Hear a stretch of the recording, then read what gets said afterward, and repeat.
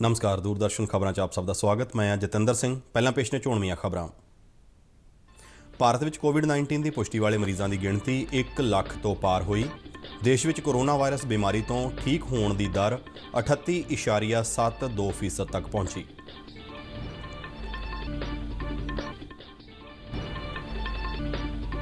ਸਿਹਤ ਮੰਤਰਾਲਾ ਵੱਲੋਂ ਦਫ਼ਤਰਾਂ ਵਿੱਚ ਕੋਵਿਡ-19 ਦੇ ਫੈਲਣ ਨੂੰ ਰੋਕਣ ਸੰਬੰਧੀ ਦਿਸ਼ਾ ਨਿਰਦੇਸ਼ ਜਾਰੀ।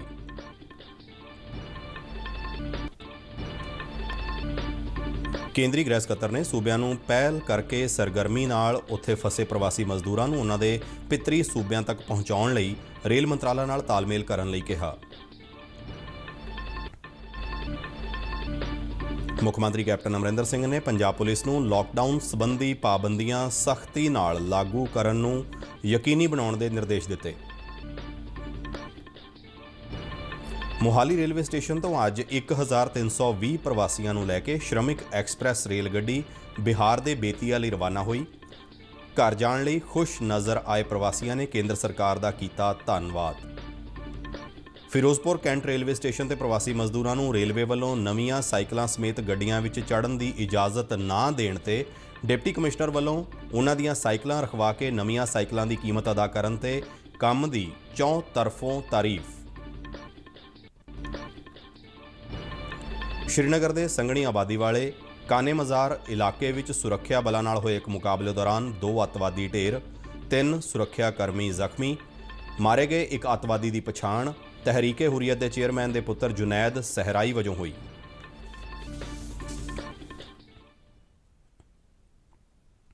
ਤੇ ਹੁਣ ਖਬਰਾਂ ਵਿਸਥਾਰ ਨਾਲ।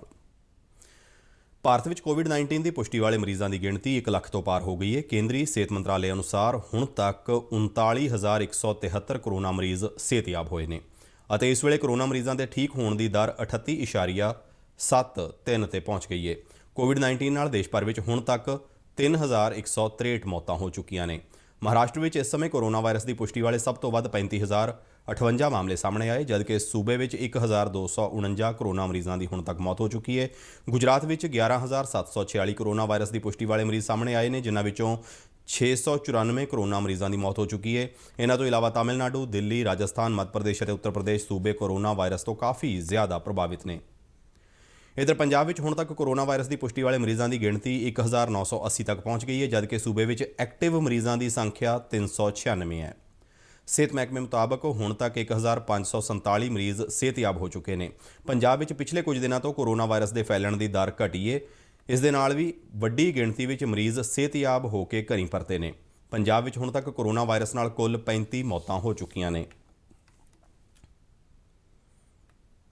ਕੇਂਦਰੀ ਸਿਹਤ ਮੰਤਰਾਲਾ ਵੱਲੋਂ ਕੰਮਕਾਰ ਵਾਲੀਆਂ ਥਾਵਾਂ ਤੇ ਕੋਵਿਡ-19 ਨੂੰ ਫੈਲਣ ਤੋਂ ਰੋਕਣ ਲਈ ਇਹਤਿਆਤੀ ਕਦਮਾਂ ਬਾਰੇ ਨਵੇਂ ਦਿਸ਼ਾ ਨਿਰਦੇਸ਼ ਜਾਰੀ ਕੀਤੇ ਗਏ ਨੇ। ਦਿਸ਼ਾ ਨਿਰਦੇਸ਼ਾਂ ਅਨੁਸਾਰ ਕੰਮਕਾਜ ਵਾਲੀ ਥਾਂ ਤੇ ਜੇ ਕਿਸੇ ਸਟਾਫ ਮੈਂਬਰ ਨੂੰ ਫਲੂ ਵਰਗੀ ਕੋਈ ਬਿਮਾਰੀ ਹੈ ਤਾਂ ਉਸ ਨੂੰ ਦਫ਼ਤਰ ਨਹੀਂ ਆਉਣਾ ਚਾਹੀਦਾ ਤੇ ਬਿਮਾਰੀ ਲਈ ਸਥਾਨਕ ਸਿਹਤ ਅਥਾਰਟੀ ਤੋਂ ਡਾਕਟਰੀ ਸਲਾਹ ਲੈਣੀ ਚਾਹੀਦੀ ਹੈ। ਜੇਕਰ ਅਜਿਹੇ ਵਿਅਕਤੀਆਂ ਦੀ ਜਾਂਚ ਤੋਂ ਬਾਅਦ ਕੋਵਿਡ-19 ਦੇ ਸ਼ੱਕੀ ਜਾਂ ਪੁਸ਼ਟੀ ਵਾਲੇ ਕੇਸ ਵਜੋਂ ਪਛਾਣ ਹੁੰਦੀ ਹੈ ਤਾਂ ਉਸ ਨੂੰ ਤੁਰੰਤ ਦਫ਼ਤਰ ਵਿੱਚ ਅਥਾਰਟੀ ਜਾਂ ਪ੍ਰਬੰਧਕਾਂ ਨੂੰ ਸੂਚਿਤ ਕਰਨਾ ਹੋਵੇਗਾ। ਜੇ ਕੋਈ ਸਟਾਫ ਮੈਂਬਰ ਆਪਣੇ ਰਿਹਾਇਸ਼ੀ ਇਲਾਕੇ ਵਿੱਚ ਕੰਟੇਨਮੈਂਟ ਜ਼ੋਨ ਸੰਬੰਧੀ ਗਤੀਵਿਧੀਆਂ ਕਰਕੇ ਘਰ ਵਿੱਚ ਇਕਾਂਤਵਾਸ ਦੀ ਬੇਨਤੀ ਕਰਦਾ ਹੈ ਤਾਂ ਉਸ ਨੂੰ ਘਰ ਤੋਂ ਕੰਮ ਕਰਨ ਦੀ ਇਜਾਜ਼ਤ ਦਿੱਤੀ ਜਾਣੀ ਚਾਹੀਦੀ ਹੈ। ਜੇਕਰ ਇੱਕ ਜਾਂ ਉਸ ਤੋਂ ਵੱਧ ਵਿਅਕਤੀਆਂ ਵੱਲੋਂ ਦਫ਼ਤਰ ਵਿੱਚ ਇੱਕ ਕਮਰਾ ਸਾਂਝਾ ਕੀਤਾ ਜਾਂਦਾ ਹੈ ਜਾਂ ਫਿਰ ਦਫ਼ਤਰ ਵਿੱਚ ਕੰਮ ਕਰਨ ਦੀ ਥਾਂ ਨੇੜੇ ਹੋਵੇ ਅਤੇ ਅਜਿਹੇ ਵਿਅਕਤੀਆਂ ਵਿੱਚ ਕੋਵਿਡ-19 ਵਰਗੇ ਲੱਛਣ ਹੋਣ ਤਾਂ ਉਸ ਨੂੰ ਬਾਕੀਆਂ ਤੋਂ ਵੱਖਰਾ ਕਰਕੇ ਅਲੱਗ ਕਮਰੇ ਜਾਂ ਖੇਤਰ ਵਿੱਚ ਰੱਖਿਆ ਜਾਵੇ। ਉਸ ਵਿਅਕਤੀ ਦੀ ਡਾਕਟਰ ਵੱਲੋਂ ਜਾਂਚ ਹੋਣ ਤੱਕ ਉਸ ਨੂੰ ਮਾਸਕ ਜਾਂ ਫਿਰ ਫੇਸ ਕਵਰ ਪਹਿਨਣਾ ਜ਼ਰੂਰੀ ਹੋਵੇਗਾ। ਅਜਿਹੀ ਸਥਿਤੀ ਵਿੱਚ ਸੰਬੰਧਿਤ ਕੇਂਦਰੀ ਜਾਂ ਸੂਬਾਈ ਸਿਹਤ ਅਥਾਰਟੀਆਂ ਨੂੰ ਸੂਚਨਾ ਦੇਣੀ ਲਾਜ਼ਮੀ ਹੋਵੇਗੀ। ਇਸ ਤੋਂ ਇਲਾਵਾ ਹੈਲਪਲਾਈਨ ਨੰਬਰ 1075 ਤੇ ਤੁਰੰਤ ਸੂਚਿਤ ਕੀਤਾ ਜਾਣਾ ਚਾਹੀਦਾ ਹੈ। ਅਜਿਹੇ ਵਿਅਕਤੀ ਦੇ ਕੰਮਕਾਜ ਵਾਲੀ ਥਾਂ ਤੇ ਸੰਬੰਧਿਤ ਪਬਲਿਕ ਸਿਹਤ ਅਥਾਰਟੀ ਵੱਲੋਂ ਜੋਖਿਮ ਦਾ ਮੁਲਾਂਕਣ ਕੀਤਾ ਜਾਵੇਗਾ ਤੇ ਅਥਾਰਟੀ ਵੱਲੋਂ ਉਸ ਕੇਸ ਨਾਲ ਅਤੇ ਉਸ ਵਿਅਕਤੀ ਦੇ ਸੰਪਰਕ ਵਿੱਚ ਆਉਣ ਵਾਲਿਆਂ ਨਾਲ ਨਜਿੱਠਣ ਤੋਂ ਇਲਾਵਾ ਖੇਤਰ ਨੂੰ ਵਿਸ਼ਾਣੂ ਮੁਕਤ ਕਰਨ ਦੀ ਲੋੜ ਬਾਰੇ ਵੀ ਸਲਾਹ ਦਿੱਤੀ ਜਾਵੇਗੀ। ਜ਼ਿਲ੍ਹੇ ਦੀ ਰੈਪਿਡ ਰਿਸਪਾਂਸ ਟੀਮ ਦੀ ਮਦਦ ਨਾਲ ਉਸ ਸ਼ੱਕੀ ਜਾਂ ਕੋਵਿਡ ਦੀ ਪੁਸ਼ਟੀ ਵਾਲੇ ਵਿਅਕਤੀ ਦੇ ਸੰਪਰਕ ਵਿੱਚ ਆਏ ਲੋਕਾਂ ਦੀ ਸੂਚੀ ਤਿਆਰ ਕੀਤੀ ਜਾਵੇਗੀ। ਸੰਪਰਕ ਵਿੱਚ ਆਏ ਲੋਕਾਂ ਬਾਰੇ ਪਤਾ ਲਗਾਉਣ ਅਤੇ ਕੰਮ ਵਾਲੀ ਥਾਂ ਨੂੰ ਸੈਨੀਟਾਈਜ਼ ਕਰਨ ਦਾ ਅਮਲ ਉਸ ਵਿਅਕਤੀ ਵਿਸ਼ੇਸ਼ ਦੇ ਕੋਰੋਨਾ ਲਈ ਪੋਜ਼ਿਟਿਵ ਪਾਏ ਜਾਣ ਤੋਂ ਤੁਰੰਤ ਬਾਅਦ ਸ਼ੁਰੂ ਕੀਤਾ ਜਾਵੇਗਾ। ਅਜਿਹੇ ਵਿਅਕਤੀ ਦੀ ਜਾਂਚ ਰਿਪੋਰਟ ਪ੍ਰਾਪਤ ਕਰਨ ਦੇ ਕੰਮ ਵਿੱਚ ਤੇਜ਼ੀ ਲਿਆਂਦੀ ਜਾਵੇ। ਸਿਹਤ ਮੰਤਰਾਲਾ ਵੱਲੋਂ ਦਿਸ਼ਾ ਨਿਰਦੇਸ਼ ਕੀਤੇ ਗਏ ਜਾਰੀ ਵਿੱਚ ਕਿਹਾ ਗਿਆ ਹੈ ਕਿ ਜੇ ਬਿਨਾਂ ਲੱਛਣਾਂ ਵਾਲੇ ਕੋਵਿਡ ਕੇਸ ਦੇ ਸੰਪਰਕ ਵਿੱਚ ਆਏ ਲੋਕਾਂ ਦੀ ਗਿਣਤੀ ਬਹੁਤ ਜ਼ਿਆਦਾ ਹੈ ਤਾਂ ਕੰਮਕਾਜ ਵਾਲੀ ਥਾਂ ਤੇ ਕਲਸਟਰ ਬਣਨ ਦੀ ਸੰਭਾਵਨਾ ਹੈ। ਜੇ ਕੰਮਕਾਜ ਵਾਲੀ ਥਾਂ ਤੇ 1 ਜਾਂ 2 ਕੇਸ ਰਿਪੋਰਟ ਹੁੰਦੇ ਨੇ ਤਾਂ ਉਸ ਥਾਂ ਨੂੰ ਵਿਸ਼ਾਣੂ ਮੁਕਤ ਕਰਨ ਦਾ ਅਮਲ ਉਹਨਾਂ ਥਾਵਾਂ ਤੇ ਕੀਤਾ ਜਾਵੇਗਾ ਜਿੱਥੇ ਕੋਵਿਡ ਦੇ ਲੱਛਣਾਂ ਵਾਲਾ ਮਰੀਜ਼ ਪਿਛਲੇ 48 ਘੰਟਿਆਂ ਦੌਰਾਨ ਗਿਆ ਹੋਵੇ। ਅਜਿਹੀ ਸੂਰਤ ਵਿੱਚ ਦਫ਼ਤਰ ਦੀ ਸਾਰੀ ਇਮਾਰਤ ਨੂੰ ਬੰਦ ਕਰਨ ਦੀ ਲੋੜ ਨਹੀਂ ਹੈ ਅਤੇ ਦਫ਼ਤਰ ਦੇ ਦੂਸਰੇ ਹਿੱਸਿਆਂ ਵਿੱਚ ਕੰਮ ਨੂੰ ਰੋਕਣ ਦੀ ਵੀ ਜ਼ਰੂਰਤ ਨਹੀਂ ਹੈ। ਦਫ਼ਤਰ ਨੂੰ ਬਕਾਇਦਾ ਵਿਸ਼ਾਣੂ ਮੁਕਤ ਕੀਤੇ ਜਾਣ ਤੋਂ ਬਾਅਦ ਉੱਥੇ ਕੰਮ ਸ਼ੁਰੂ ਕੀਤਾ ਜਾ ਸਕਦਾ ਹੈ। ਜੇਕਰ ਦਫ਼ਤਰ ਦੀ ਇਮਾਰਤ ਵਿੱਚ ਵੱਡੇ ਪੱਧਰ ਤੇ ਕੋਰੋਨਾ ਵਾਇਰਸ ਫੈਲਦਾ ਹੈ ਤਾਂ ਇਸ ਸੂਰਤ ਵਿੱਚ ਦਫ਼ਤਰ ਦੀ ਪੂਰੀ ਇਮਾਰਤ ਨੂੰ ਬਾਕਾਇਦਾ ਸੈਨੀਟਾਈਜ਼ੇਸ਼ਨ ਤੋਂ ਬਾਅਦ 48 ਘੰਟੇ ਲਈ ਬੰਦ ਕੀਤਾ ਜਾ ਸਕਦਾ ਹੈ। ਅਜਿਹੀ ਇਮਾਰਤ ਦੇ ਮੁਕੰਮਲ ਤੌਰ ਤੇ ਵਿਸ਼ਾਣੂ ਮੁਕਤ ਹੋਣ ਤੱਕ ਦਫ਼ਤਰ ਦਾ ਸਟਾਫ ਘਰੋਂ ਕੰਮ ਕਰੇਗਾ ਤੇ ਇਮਾਰਤ ਨੂੰ ਮੁੜ ਖੋਲ੍ਹੇ ਜਾਣ ਦੀ ਮਨਜ਼ੂਰੀ ਤੋਂ ਬਾਅਦ ਹੀ ਇੱਥੇ ਦੁਬਾਰਾ ਕੰਮ ਸ਼ੁਰੂ ਹੋਵੇਗਾ। ਕੇਂਦਰੀ ਗ੍ਰਹਿ ਸਕੱਤਰ ਨੇ ਸੂਬਿਆਂ ਨੂੰ ਪਹਿਲ ਕਰਕੇ ਸਰਗਰਮੀ ਨਾਲ ਉੱਥੇ ਫਸੇ ਪ੍ਰਵਾਸੀ ਮਜ਼ਦੂਰਾਂ ਨੂੰ ਉਹਨਾਂ ਦੇ ਪਿਤਰੀ ਸੂਬਿਆਂ ਤੱਕ ਪਹੁੰਚਾਉਣ ਲਈ ਰੇਲ ਮੰਤਰਾਲਾ ਨਾਲ ਤਾਲਮੇਲ ਕਰਨ ਲਈ ਕਿਹਾ ਹੈ। ਸੂਬਿਆਂ ਦੇ ਮੁੱਖ ਸਕੱਤਰਾਂ ਅਤੇ ਕੇਂਦਰ ਸ਼ਾਸਤ ਪ੍ਰਦੇਸ਼ਾਂ ਨੂੰ ਲਿਖੀ ਚਿੱਠੀ ਵਿੱਚ ਕੇਂਦਰੀ ਗ੍ਰਹਿ ਸਕੱਤਰ ਅਜੇ ਭੱਲਾ ਨੇ ਦੇਸ਼ ਦੇ ਵੱਖ-ਵੱਖ ਹਿੱਸਿਆਂ ਵਿੱਚ ਫਸੇ ਬੇਚੈਨ ਪ੍ਰਵਾਸੀ ਮਜ਼ਦੂਰਾਂ ਦੀਆਂ ਮੁਸ਼ਕਲਾਂ ਨੂੰ ਘੱਟ ਕਰਨ ਦੇ ਉਪਾਅ ਸੁਝਾਏ ਨੇ। ਉਨ੍ਹਾਂ ਕਿਹਾ ਕਿ ਸੂਬੇ ਅਜਿਹੇ ਪ੍ਰਵਾਸੀ ਮਜ਼ਦੂਰ ਜਿਹੜੇ ਆਪਣੇ ਘਰਾਂ ਨੂੰ ਜਾਣ ਲਈ ਤੁਰੇ ਹੋਏ ਨੇ ਉਨ੍ਹਾਂ ਵਾਸਤੇ ਰਹਿਣ ਦੀਆਂ ਥਾਵਾਂ ਦੇ ਇੰਤਜ਼ਾਮਾਂ ਨੂੰ ਯਕੀਨੀ ਬਣਾਉਣ। ਇਸ ਤੋਂ ਇਲਾਵਾ ਇਹਨਾਂ ਦੇ ਭੋਜਨ ਅਤੇ ਸਿਹਤ ਨੂੰ ਵੀ ਯਕੀਨੀ ਬਣਾਇਆ ਜਾਵੇ। ਅਜੇ ਭੱਲਾ ਨੇ ਜ਼ਿਲ੍ਹਾ ਪ੍ਰਸ਼ਾਸਨ ਨੂੰ ਅਜਿਹੇ ਪ੍ਰਵਾਸੀ ਕਾਮਿਆਂ ਲਈ ਰੇਲਵੇ ਸਟੇਸ਼ਨ ਜਾਂ ਬੱਸ ਅੱਡੇ ਕੋਲ ਠਹਿਰਨ ਲਈ ਬਣਾਈਆਂ ਗਈਆਂ ਥਾਵਾਂ ਤੇ ਇਹਨਾਂ ਨੂੰ ਲਿਜਾਣ ਦੇ ਪ੍ਰਬੰਧ ਕਰਨ ਲਈ ਵੀ ਜ਼ਿਲ੍ਹਾ ਪ੍ਰਸ਼ਾਸਨ ਤੇ ਜ਼ੋਰ ਦਿੱਤਾ ਹੈ। ਕੇਂਦਰੀ ਗ੍ਰਹਿ ਸਕੱਤਰ ਨੇ ਸੂਬਿਆਂ ਨੂੰ ਇਹਨਾਂ ਪ੍ਰਵਾਸੀ ਮਜ਼ਦੂਰਾਂ ਦੇ ਨਾਮਾਂ, ਪਤਿਆਂ ਤੇ ਸੰਪਰਕ ਨੰਬਰਾਂ ਦੀ ਇੱਕ ਸੂਚੀ ਤਿਆਰ ਕਰਨ ਦੇ ਨਿਰਦੇਸ਼ ਦਿੱਤੇ ਨੇ ਜਿਸ ਨੂੰ ਬਾਅਦ ਵਿੱਚ ਇਹਨਾਂ ਦੇ ਸੰਪਰਕ ਵਾਲੇ ਵਿਅਕਤੀਆਂ ਦਾ ਪਤਾ ਲਗਾਉਣ ਵਿੱਚ ਇਸਤੇਮਾਲ ਕੀਤਾ ਜਾ ਸਕਦਾ ਹੈ। ਅਜੇ ਭੱਲਾ ਨੇ ਗੈਰ ਸਰਕਾਰੀ ਸੰਗਠਨਾਂ ਨੂੰ ਅਪੀਲ ਕੀਤੀ ਹੈ ਕਿ ਉਹ ਪ੍ਰਵਾਸੀ ਮਜ਼ਦੂਰਾਂ ਲਈ ਨਿਸ਼ਚਿਤ ਠਹਿਰਨ ਦੀਆਂ ਥਾਵਾਂ ਤੇ ਉਹਨਾਂ ਦੀ ਮਦਦ ਲਈ ਅੱਗੇ ਆਉਣ। ਉਨ੍ਹਾਂ ਇਹ ਵੀ ਕਿਹਾ ਹੈ ਕਿ ਇਨ੍ਹਾਂ ਪ੍ਰਵਾਸੀ ਮਜ਼ਦੂਰਾਂ ਨੂੰ ਉਨ੍ਹਾਂ ਲਈ ਨਿਸ਼ਚਿਤ ਕੀਤੀਆਂ ਗਈਆਂ ਥਾਵਾਂ ਤੇ ਠਹਿਰਨ ਲਈ ਉਤਸ਼ਾਹਿਤ ਕੀਤਾ ਜਾਵੇ।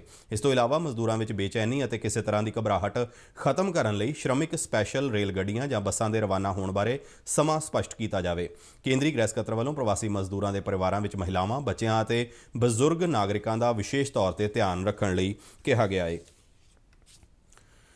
ਲਾਕਡਾਊਨ 4 ਦੌਰਾਨ ਅੱਜ ਤੋਂ ਨਵੀਆਂ ਛੋਟਾਂ ਲਾਗੂ ਹੋ ਗਈਆਂ ਨੇ। ਪੰਜਾਬ ਦੇ ਮੁੱਖ ਮੰਤਰੀ ਕੈਪਟਨ ਅਮਰਿੰਦਰ ਸਿੰਘ ਨੇ ਕਾਫੀ ਪਾਬੰਦੀਆਂ ਹਟਾਏ ਜਾਣ ਅਤੇ ਕਾਫੀ ਹੱਦ ਤੱਕ ਕੰਮਾਂ ਕਾਰਾਂ ਦੀ ਇਜਾਜ਼ਤ ਦੇਣ ਦੇ ਮੱਦੇਨਜ਼ਰ ਸੂਬਾ ਪੁਲਿਸ ਨੂੰ ਕੋਵਿਡ ਤੋਂ ਸੁਰੱਖਿਆ ਲਈ ਸਮਾਜਿਕ ਦੂਰੀ ਬਣਾ ਕੇ ਰੱਖਣ ਅਤੇ ਮਾਸਕ ਪਾਉਣ ਸਮੇਤ ਜ਼ਰੂਰੀ ਪ੍ਰੋਟੋਕੋਲ ਦੀ ਪਾਲਣਾ ਕਰਨ ਨੂੰ ਯਕੀਨੀ ਬਣਾਉਣ ਦੇ ਨਿਰਦੇਸ਼ ਦਿੱਤੇ ਨੇ। ਮੁੱਖ ਮੰਤਰੀ ਦਫ਼ਤਰ ਵੱਲੋਂ ਜਾਰੀ ਇੱਕ ਪ੍ਰੈਸ ਰਿਲੀਜ਼ ਮੁਤਾਬਕ ਕੈਪਟਨ ਅਮਰਿੰਦਰ ਸਿੰਘ ਨੇ ਕਿਹਾ ਕਿ 55 ਦਿਨਾਂ ਦੇ ਕਰਫਿਊ ਤੋਂ ਬਾਅਦ ਅਚਾਨਕ ਦਫ਼ਤਰਾਂ, ਵਪਾਰਕ ਅਦਾਰਿਆਂ ਅਤੇ ਸਨਅਤਾਂ ਦੇ ਖੁੱਲ੍ਹਣ ਕਰਕੇ ਆਉਂਦੇ 25-30 ਦਿਨ ਕੋਰੋਨਾ ਵਾਇਰਸ ਨੂੰ ਫੈਲਣ ਤੋਂ ਰੋਕਣ ਦੇ ਲਿਹਾਜ਼ ਨਾਲ ਕਾਫੀ ਮਹੱਤਵਪੂਰਨ ਹੋਣਗੇ।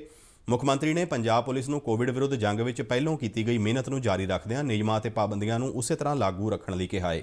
ਉਨ੍ਹਾਂ ਕਿਹਾ ਕਿ ਪੰਜਾਬ ਪੁਲਿਸ ਵੱਲੋਂ ਨਿਯਮਾਂ ਨੂੰ ਲਾਗੂ ਕਰਨ ਵਿੱਚ ਕੀਤੀ ਗਈ ਸਖਤੀ ਸਦਕਾ ਸੂਬੇ ਵਿੱਚ ਕੋਰੋਨਾ ਮਹਾਮਾਰੀ ਨੂੰ ਹੋਰ ਫੈਲਣ ਤੋਂ ਰੋਕਿਆ ਜਾ ਸਕਿਆ। ਮੁੱਖ ਮੰਤਰੀ ਨੇ ਸੁਚੇਤ ਕਰਦਿਆਂ ਕਿਹਾ ਕਿ ਇਹ ਸਮਾਂ ਅਵੇਸਲੇ ਹੋਣ ਦਾ ਨਹੀਂ ਹੈ। ਮੁੱਖ ਮੰਤਰੀ ਦੇ ਨਿਰਦੇਸ਼ਾਂ ਤੇ ਅਮਲ ਕਰਦਿਆਂ ਪੰਜਾਬ ਪੁਲਿਸ ਦੇ ਮੁਖੀ ਦਿਨਕਰ ਗੁਪਤਾ ਨੇ ਸੂਬੇ ਦੇ ਸਾਰੇ ਪੁਲਿਸ ਕਮਿਸ਼ਨਰਾਂ ਅਤੇ ਜ਼ਿਲ੍ਹਾ ਪੁਲਿਸ ਮੁਖੀਆਂ ਨੂੰ ਕੋਵਿਡ ਪ੍ਰੋਟੋਕੋਲ ਦੀ ਉਲੰਘਣਾ ਕਰਨ ਵਾਲਿਆਂ ਵਿਰੁੱਧ ਕਾਰਵਾਈ ਕਰਦਿਆਂ ਮੋਟਰ ਗੱਡੀਆਂ ਜ਼ਬਤ ਕਰਨ ਜਾਂ ਚਲਾਨ ਕੱਟਣ ਦੇ ਹੁਕਮ ਦਿੱਤੇ ਨੇ। ਡੀਜੀਪੀ ਨੇ ਕਿਹਾ ਹੈ ਕਿ ਲੋਕਾਂ ਨੂੰ ਆਪਣੇ ਘਰਾਂ ਤੋਂ ਨਿਕਲਣ ਵੇਲੇ ਮਾਸਕ ਪਾਉਣਾ ਹਰ ਹਾਲ ਯਕੀਨੀ ਬਣਾਇਆ ਜਾਵੇ। ਪੁਲਿਸ ਮੁਖੀਆਂ ਨੂੰ ਨਿਰਦੇਸ਼ ਦਿੱਤੇ ਗਏ ਨੇ ਕਿ ਸਿਰਫ ਦੁਕਾਨਾਂ, ਦਫ਼ਤਰਾਂ, ਬੈਂਕਾਂ ਅਤੇ ਠੇਕਿਆਂ ਦੇ ਬਾਹਰ ਹੀ ਸਮਾਜਿਕ ਦੂਰੀ ਦੇ ਨਿਯਮ ਨੂੰ ਸਖਤੀ ਨਾਲ ਲਾਗੂ ਨਾ ਕੀਤਾ ਜਾਵੇ, ਸਗੋਂ ਕਾਰਾਂ, ਸਕੂਟਰਾਂ ਅਤੇ ਮੋਟਰਸਾਈਕਲਾਂ ਤੋਂ ਇਲਾਵਾ ਪਬਲਿਕ ਅਤੇ ਪ੍ਰਾਈਵੇਟ ਟਰਾਂਸਪੋਰਟ ਤੇ ਆਉਣ ਜਾਣ ਸਮੇਂ ਵੀ ਕੋਵਿਡ ਦਿਸ਼ਾ ਨਿਰਦੇਸ਼ਾਂ ਦੀ ਪਾਲਣਾ ਨੂੰ ਯਕੀਨੀ ਬਣਾਇਆ ਜਾਵੇ। ਨਵੇਂ ਦਿਸ਼ਾ ਨਿਰਦੇਸ਼ਾਂ ਅਨੁਸਾਰ ਇਹ ਮੋਟਰ ਗੱਡੀਆਂ ਕੰਟੇਨਮੈਂਟ ਜ਼ੋਨਾਂ ਨੂੰ ਛੱਡ ਕੇ ਸੂਬੇ ਦੇ ਬਾਕੀ ਹਿੱਸਿਆਂ ਵਿੱਚ ਚੱਲ ਸਕਦੀਆਂ ਨੇ, ਪਰ ਇਸ ਵਾਸਤੇ ਪ੍ਰੋਟੋਕੋਲ ਨੂੰ ਸਖਤੀ ਨਾਲ ਲਾਗੂ ਕਰਨਾ ਜ਼ਰੂਰੀ ਹੈ। ਇਸ ਤੋਂ ਪਹਿਲਾਂ ਵੀ ਮੁੱਖ ਮੰਤਰੀ ਨੇ ਸ਼ਾਮੀ 7 ਵਜੇ ਤੋਂ ਸਵੇਰੇ 7 ਵਜੇ ਤੱਕ ਦੇ ਰਾਤ ਦੇ ਕਰਫਿਊ ਨੂੰ ਸਖਤੀ ਨਾਲ ਲਾਗੂ ਕਰਨ ਦੇ ਹੁਕਮ ਦਿੱਤੇ ਸਨ। ਅੱਜ ਮੋਹਾਲੀ ਰੇਲਵੇ ਸਟੇਸ਼ਨ ਤੋਂ 1320 ਮਜ਼ਦੂਰਾਂ ਨੂੰ ਲੈ ਕੇ ਸ਼੍ਰਮਿਕ ਐਕਸਪ੍ਰੈਸ ਰੇਲ ਗੱਡੀ ਬਿਹਾਰ ਦੇ ਬੇਤੀਆ ਲਈ ਰਵਾਨਾ ਹੋਈ। ਇਸ ਗੱਡੀ ਵਿੱਚ ਰੋਪੜ, SBS ਨਗਰ, ਫਤਿਹਗੜ੍ਹ ਸਾਹਿਬ ਅਤੇ ਮੋਹਾਲੀ ਜ਼ਿਲ੍ਹਿਆਂ ਤੋਂ ਪ੍ਰਵਾਸੀ ਮਜ਼ਦੂਰ ਸਵਾਰ ਹੋਏ। ਆਪਣੇ ਘਰਾਂ ਲਈ ਜਾਣ ਸਮੇਂ ਇਹ ਮਜ਼ਦੂਰ ਕਾਫੀ ਖੁਸ਼ ਨਜ਼ਰ ਆਏ ਅਤੇ ਉਹਨਾਂ ਕੇਂਦਰ ਸਰਕਾਰ ਦਾ ਧੰਨਵਾਦ ਕੀਤਾ। ਇਹਨਾਂ ਮਜ਼ਦੂਰਾਂ ਨੇ ਹਾਲਾਤ ਠੀਕ ਹੋਣ ਤੇ ਕੰਮ ਲਈ ਮੁੜ ਪੰਜਾਬ ਆਉਣ ਦੀ ਗੱਲ ਕਹੀ।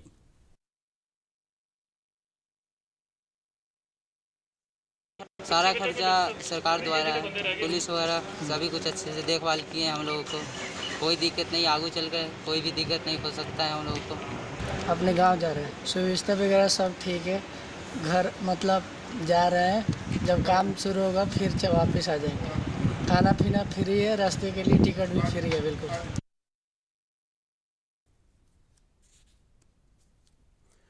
ਦੇਸ਼ ਵਿਆਪੀ ਲਾਕਡਾਊਨ ਕਾਰਨ ਸਭ ਤੋਂ ਵੱਧ ਪ੍ਰਭਾਵਿਤ ਪ੍ਰਵਾਸੀ ਕਾਮੇ ਹੋਏ ਨੇ ਜੋ ਬੇਹੱਦ ਮੁਸ਼ਕਿਲ ਦੌਰ ਚੋਂ ਗੁਜ਼ਰ ਰਹੇ ਨੇ। ਪ੍ਰਵਾਸੀ ਕਾਮਿਆਂ ਦੇ ਤਰਸਯੋਗ ਹਾਲਾਤ ਅਤੇ ਉਹਨਾਂ ਨੂੰ ਪੇਸ਼ ਆ ਰਹੀਆਂ ਹਾਦਸਿਆਂ ਨੇ ਦੇਸ਼ ਨੂੰ ਹਿਲਾ ਕੇ ਰੱਖ ਦਿੱਤਾ।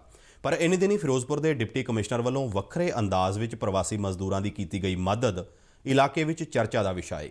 ਦਰਅਸਲ 10 ਪ੍ਰਵਾਸੀ ਮਜ਼ਦੂਰ ਕੋਟਕਪੂਰਾ ਤੋਂ ਫਿਰੋਜ਼ਪੁਰ ਕੈਂਟ ਰੇਲਵੇ ਸਟੇਸ਼ਨ ਤੇ ਸ਼੍ਰਮਿਕ ਐਕਸਪ੍ਰੈਸ ਰੇਲ ਗੱਡੀ ਫੜਨ ਲਈ ਆਪਣੇ ਸਾਈਕਲਾਂ ਤੇ ਆਏ ਅਤੇ ਇਹਨਾਂ ਸਾਰਿਆਂ ਕੋਲ ਨਵੀਆਂ ਸਾਈਕਲਾਂ ਸਨ, ਪਰ ਰੇਲਵੇ ਅਥਾਰਟੀ ਵੱਲੋਂ ਉਹਨਾਂ ਨੂੰ ਰੇਲ ਗੱਡੀ ਵਿੱਚ ਸਾਈਕਲ ਲੈ ਕੇ ਚੜ੍ਹਨ ਤੋਂ ਮਨਾ ਕਰ ਦਿੱਤਾ ਗਿਆ।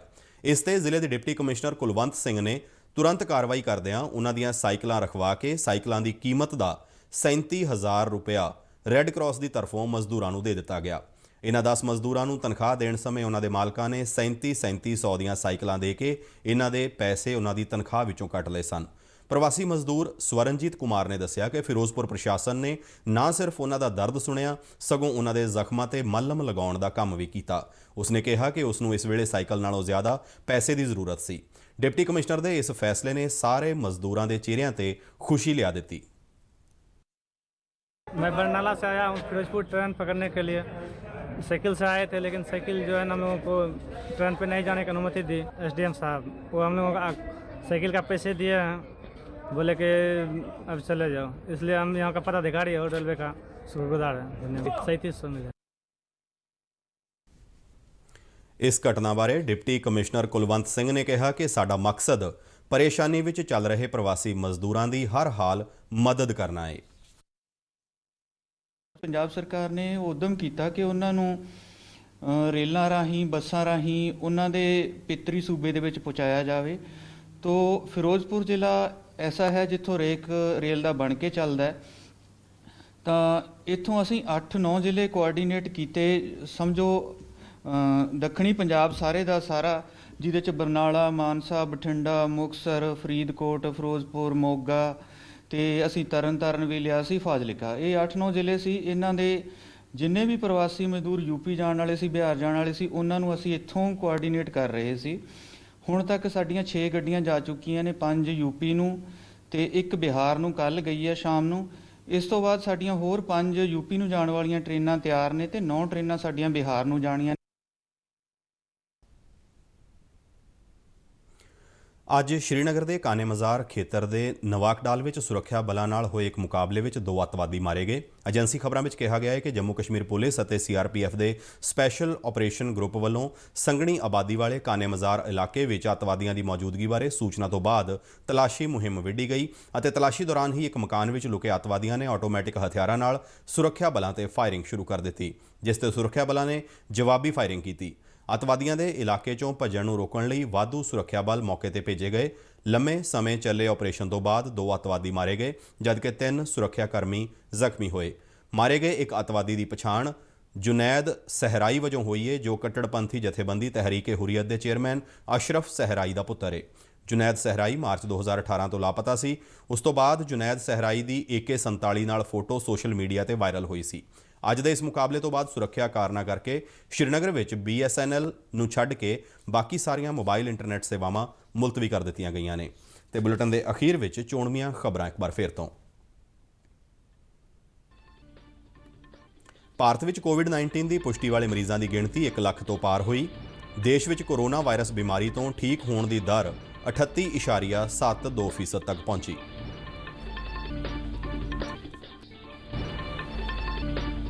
सेहत मंत्रालय वालों दफ्तरां विच कोविड-19 के फैलण नूं रोकण संबंधी दिशा निर्देश जारी। केंद्रीय गृह सकत्तर ने सूबिਆਂ ਨੂੰ ਪਹਿਲ ਕਰਕੇ ਸਰਗਰਮੀ ਨਾਲ ਉੱਥੇ ਫਸੇ ਪ੍ਰਵਾਸੀ ਮਜ਼ਦੂਰਾਂ ਨੂੰ ਉਹਨਾਂ ਦੇ ਪਿਤਰੀ ਸੂਬਿਆਂ ਤੱਕ ਪਹੁੰਚਾਉਣ ਲਈ ਰੇਲ ਮੰਤਰਾਲਾ ਨਾਲ ਤਾਲਮੇਲ ਕਰਨ ਲਈ ਕਿਹਾ। ਮੁੱਖ ਮੰਤਰੀ ਕੈਪਟਨ ਅਮਰਿੰਦਰ ਸਿੰਘ ਨੇ ਪੰਜਾਬ ਪੁਲਿਸ ਨੂੰ ਲਾਕਡਾਊਨ ਸੰਬੰਧੀ ਪਾਬੰਦੀਆਂ ਸਖਤੀ ਨਾਲ ਲਾਗੂ ਕਰਨ ਨੂੰ ਯਕੀਨੀ ਬਣਾਉਣ ਦੇ ਨਿਰਦੇਸ਼ ਦਿੱਤੇ।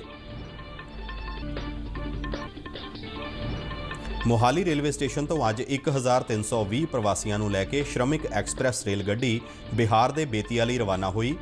घर जाने लई खुश नज़र आए प्रवासियों ने केंद्र सरकार का किया धन्नवाद। फिरोजपुर कैंट रेलवे स्टेशन ते प्रवासी मजदूरों को रेलवे वालों नवीं साइकिलों समेत गड्डियां विच चढ़न की इजाजत ना देण ते डिप्टी कमिश्नर वालों उन्हां दीआं साइकिलां रखवा के नवीं साइकिलों की कीमत अदा करन दे काम दी चौं तरफों तारीफ। श्रीनगर के संघनी आबादी वाले काने मज़ार इलाके विच सुरक्षा बलों नाल होए एक मुकाबले दौरान 2 अतवादी ढेर। 3 ਸੁਰੱਖਿਆ ਕਰਮੀ ਜ਼ਖਮੀ। ਮਾਰੇ ਗਏ ਇੱਕ ਅੱਤਵਾਦੀ ਦੀ ਪਛਾਣ ਤਹਿਰੀਕੇ ਹੁਰੀਅਤ ਦੇ ਚੇਅਰਮੈਨ ਦੇ ਪੁੱਤਰ ਜੁਨੈਦ ਸਹਿਰਾਈ ਵਜੋਂ ਹੋਈ।